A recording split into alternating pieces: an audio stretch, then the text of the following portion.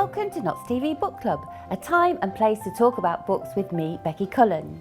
This month we're exploring a family saga that sweeps from 18th century Ghana onwards, the magnificent novel Homegoing by Yaa Gyasi. And joining me in the studio this month we have Effia from the NTU Arts Book Club. Hello. Hello. Book blogger Claire Bale. Hi Claire. Hello. And poet and educator Jay Sandhu. Hello Jay, how are you? I'm good, how are you? Very good. So, hi everyone. Welcome to Book Club, and the green sofas. Very lovely. I was going to ask you all a quick question to start off. So, Jay, tell us about Fisher Gate Point, not Fisher Price Point. Fisher Gate Point. What on earth is it? So, it's become this incredible, like, creative space and force that all different types of creativity stuff happens there. Like, you'll get some painters, you'll get writers, you'll get rappers, you'll get producers, and then they put on all types of shows as well. So like, there's been comedy shows, we've had poetry there. We did the Poets Off the Ends showcase up there, which was, there was music, there was this. It was like an interactive theatre experience kind of thing. And we're like, they're always really up for new ideas. So we've had an idea to take over the whole building and do something really cool in all the different spaces. And Nottingham Actors Workshop are there as well, I think. Yeah. And when you start, there's so many things that go on there that, like, even if you're there a lot, and when I was speaking to Trish and Ian, one thing they want to be able to create is a space. So say if you need a rapper, and you've got you're there and you've got like an office there, you know that you can find all these different people. Sounds great. We'll go and have a nose around. 100%. Thank you very much. Well. Claire, hello, nice to see you. And you. So, you've been involved with a book charity recently. Tell us a bit about that. Yeah, it's a lovely charity called the Children's Book Project, and it's a nationwide charity, but it's got a big push in Nottingham for the month of March. And it's a really easy thing to get involved with. They basically help you get together all your pre-loved books that you don't need anymore for children, and you can drop them off at various collection points across the city, and they will then distribute those books to children who need them, who don't have the opportunity to own their own book. So it's a really worthwhile, really lovely charity to get involved with.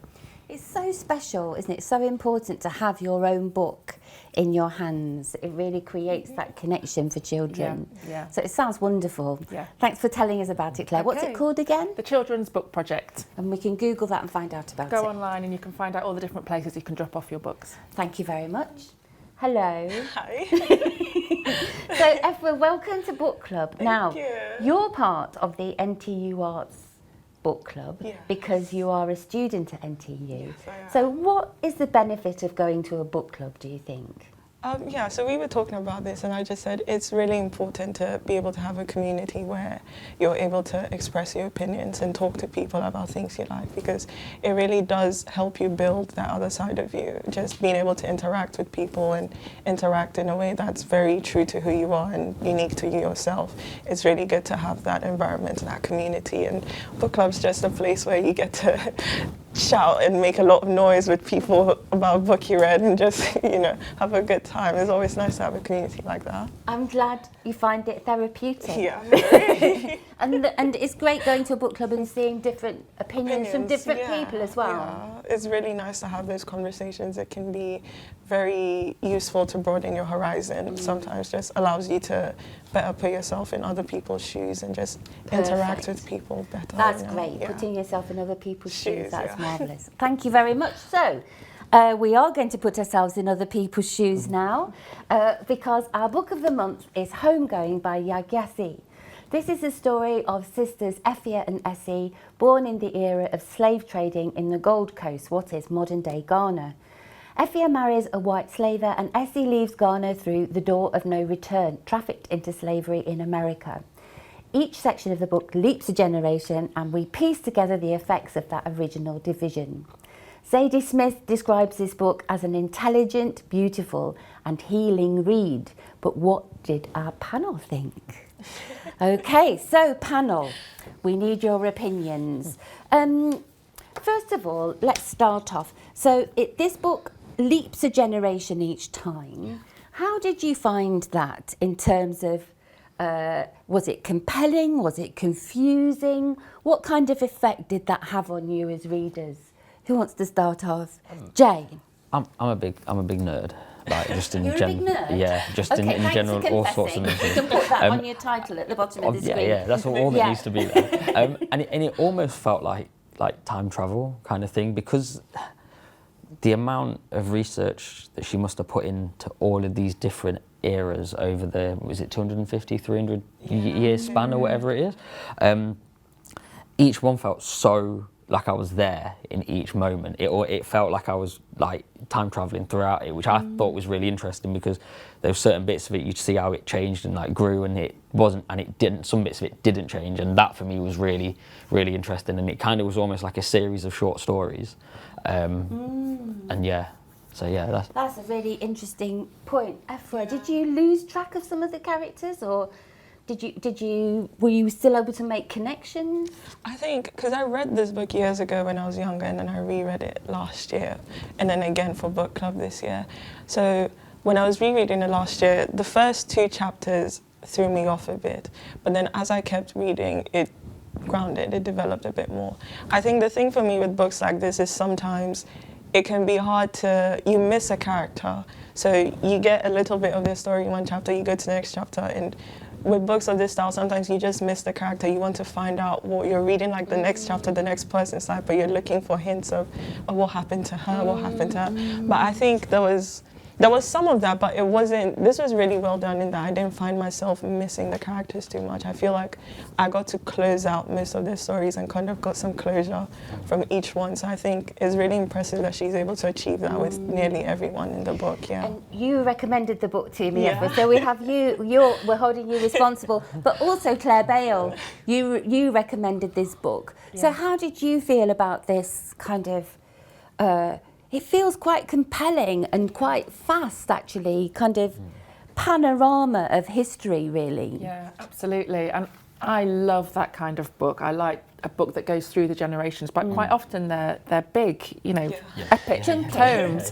So for her to do that in just a kind of normal 300 pages or so book, I thought was incredible writing. But I thought it was really important that we went through those generations and that 300 years, because for me, one of the main points was that nobody can escape the impact of enslavement on African people. And this just goes to show that, 300 years later, people are still affected by that. So to quickly go through the generations was a good way of bringing that across, I think. Yeah, and people start reflecting on that, don't they? So we see all the causes almost, and we also see the effects of this trade. Did you find this a heavy read, although it's talking about a really difficult time in history that is a lived reality still for people? Is it a very dark, deep book? What do you think? Effia, do you want to start us off? I don't know if I would say it's dark per se. It is a heavy read for me, not just because of the topic of slavery, but there were so many issues that were raised, contemporary issues, so many issues of identity, so many issues of placement, just, so many of the characters were struggling to figure out who they were and how they fit into the time and space. So you'd find some of them, their entire identity becomes their family, some of them, their entire identity becomes their job or their wife or their kids. And there was just that constant conversation of, in these different spaces and in these different times, what defines a person, what defines a black person, what defines a woman even. So it was a heavy read because of these issues and having to explore just the dynamics of how these different situations affected these people, it almost felt like they were people, not characters, but yeah. Fantastic. I think you're absolutely right. And what interested me was that this is a combination of racism, of sexism, because the women are a subsection, very much the understrata, and also capitalism, the way that money kind of keeps this trade going. We learned that the different tribes on the Gold Coast take part in supplying the slaves. What did you take from that detail? How did you think that was addressed or presented to people?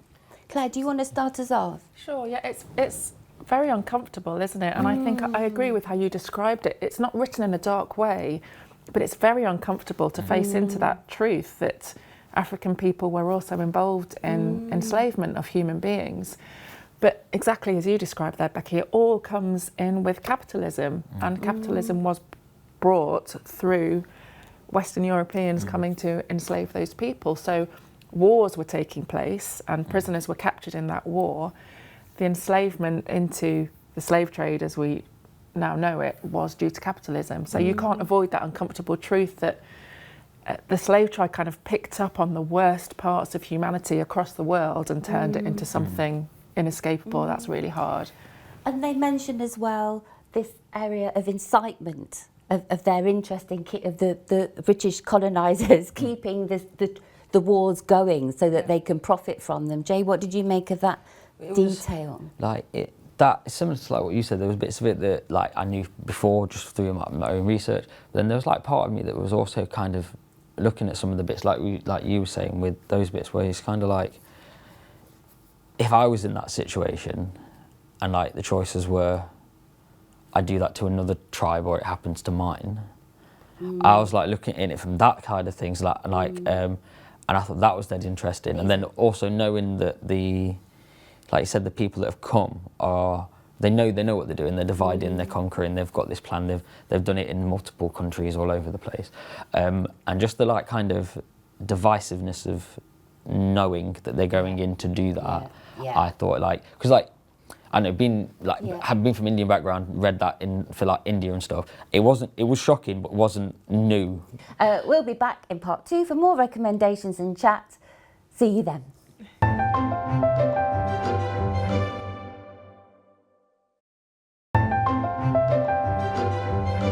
Again, welcome back to Knots TV Book Club, a time and place to talk about books.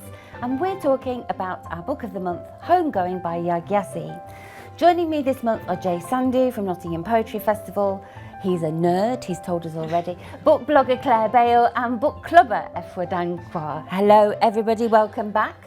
We're going back into our conversation to hear something about your recommendations because I think that's very inspiring for people. Sometimes there's so many books out there you don't know where to start. So let's see what you think is hot to read. Claire, should we start with you? Yes, I'm reading a long anticipated new release by Chimamanda Ngozi Adichie. Dream Count. I'm about halfway through and I absolutely love it. I knew it'd be good and it is good, so I really recommend it. Yes, and she's a real star, isn't she, Chimamanda? Oh, amazing. Yes. Have you watched the videos of her arriving at her signings? Yes. And she just kind of walks in like this and hands her coat over to someone. Like a queen. I know. She is a queen of writing. Yeah, I want to be her when I grow up. Do you? We can arrange that for you, Claire. How about you, Effia?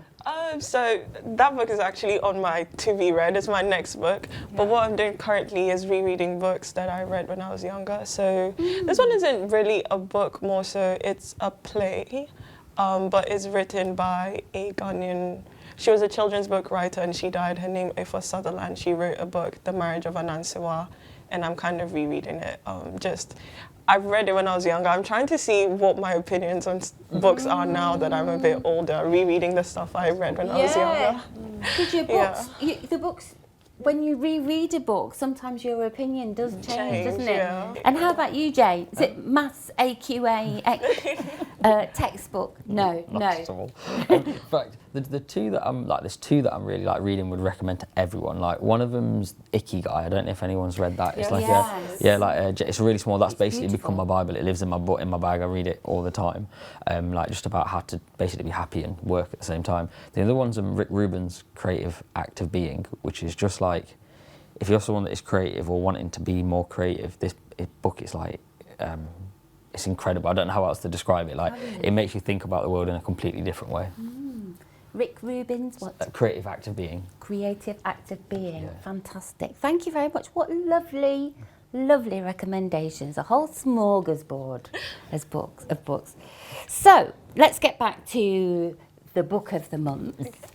Lots of characters that you could possibly choose from for this question, but were there any characters you were particularly drawn to? That's a hard question. Jay, you start us off. There was, I don't know how to pronounce his name, Yes. like the teacher, basically. Yes, and like, at the end of the book. Yeah, like the me being a teacher as well, there was loads of little like nuances in there that I could really connect with, like when he's talking to his pupils and he's teaching them with history and teaching them like both sides of the history and everything like that, having been there and done that like in recent time as well with everything that's been going off in the world. It was really interesting seeing that happen as well as having that experience as myself. So that was probably the character I connected with the most in the book. Yeah, they were great, weren't his pupils were really great. And even just like the way his mum connected him to the story as well, I thought that was really, really interesting, and like just another case of like trauma being so hard to shake and we trying love to you like all. cut it. He's marvellous. Thank you very much. Any others? Yeah, I can jump in on that one. I really remember H as a character. I love H. And it was so heartbreaking to read his story. You know, he's freed and then he commits not even a crime, but an infringement. He looks at someone, he's accused of looking at someone, of not being diminutive and backing down, and then he's back into enslavement, but he's called a prisoner, but it's the same. And, you know, he has this talent of being able to mine with two hands. And it was just so heartbreaking to think, you read in the history books, oh, slavery was so terrible, then there was emancipation, great, but it wasn't that simple. No. You know, that the oppression continued in these legal manners in the Western world. And I love the hope that came with his story. Yeah, there is hope in there, isn't there? Yeah, there was. Fantastic. Yeah. How about you, Effia? Well, Yaa is actually my favourite one. I my notes in the book, I have him as like my sunny boy in the book, because it was the one chapter where I was so happy to read. The other character would be Carson, because I was at the edge of my seat throughout his chapter just praying he didn't just go down the wrong road. I was like with his mom the whole time just praying that he found his way back. So he would be like my other sunny boy in the book. And his father's the character I hate the most, so there you perfect. Go. Perfect chapter. Perfect one. Just on your, how do we pronounce his name actually? Yao. Yes. Okay, great, thank you. That's a benefit of having someone from Ghana on the panel. Yeah, so your Yao says, we believe, when it's talking about history, we believe the one who holds history. We believe the one who has the power. He's the one who gets to write the story. So when you study history, you must ask yourself, whose story am I missing? Whose voice was suppressed so that this voice could come forth? And I think the book is like that for me. You know, some stories are suppressed. You know, we lose characters in the same way that we lose whole chunks of stories. Because of the repercussions of slavery. So just to finish off very briefly, Jay, let's have some summaries of why should people read this book? You start us off. I'm just going to go with like, there's a lot of history in there, and even outside of that, the book's almost written like poetry. It's beautiful. Yeah, like it's such a beautiful read, like, lovely. And you'll get hooked on it. Thank you. Effia? I think it's just a journey. It's a journey that I think everyone has to take. It brings a lot of things to mind, a lot for you to think about, and it's just a very fulfilling experience with the book. Yeah. Great. Thank you very much. Claire? I think it's honestly one of the best books I've ever read. I think it's one of the best books of all time. So there's so much in it. It's gripping, important to understand the history as well. I think everybody should read it. Thank you. Beautifully summarised and discussed. Thank you very much indeed. So now we're going to move to one of my favourite people in the world, including usually, of course. So it's time to say hello to Jaden Morton, who will be appearing as if by magic on this screen here. Hello, Jaden. Hi. Hello. Good morning and afternoon. Good morning, afternoon and evening. To whenever I greet you. Yes, thank you. And whichever universe you're in. So, Exactly. Jaden, where on earth are you? Tell us what you're doing now. I'm in a high school library because that is my job. You're a librarian. Yeah. We need to give you a round of applause. Congratulations, because you have survived World Book Day. Well done. And you've also got 3 lovely recommendations for us today. Off you go. So my first recommendation is Becoming a Writer by Dorothea Brand. This is a book I found in a reading list for a master's degree that I sort of have a dream of doing. But so I bought it a few years ago. and then have been going through it, devouring it this week, because all the practices are really close to some of the well-being practices that I've been working on in my like adult life, like mindfulness, presence. She takes all these practices and puts them into the individual writer's experience. It's in amazing. 1934. Yeah, it's amazing, So, isn't it? She knows what she's talking about. She's a voice for all eras. Lovely, thank you. Beautiful book. And your second recommendation is by Shona Fay? Sean Fay, yeah. Sean Fay, beg your pardon. It's a book called Love in Exile. It's a memoir. It's somewhere between a memoir and a book about the politics of romance. And she spins together her politics and her life to tell her experience. And it's incredibly clever and incredibly real and relevant to sort of my age as someone going into their late 20s, like what being a person is like. Yeah, really clever. Love it. So good. Yeah, it sounds brilliant. I'm gonna read that. This is what happens. I have to go to the bookshop after I've spoken to you, but I don't need to buy this title because I have it already. It's Orlando by the great Virginia Woolf. Yeah. Tell us about this book. I was completely blown away by reading this book, to the point where I would be telling my friends like, "Oh, I'm reading Orlando," and they'd be like, "You haven't read Orlando yet?" And I was like, yeah.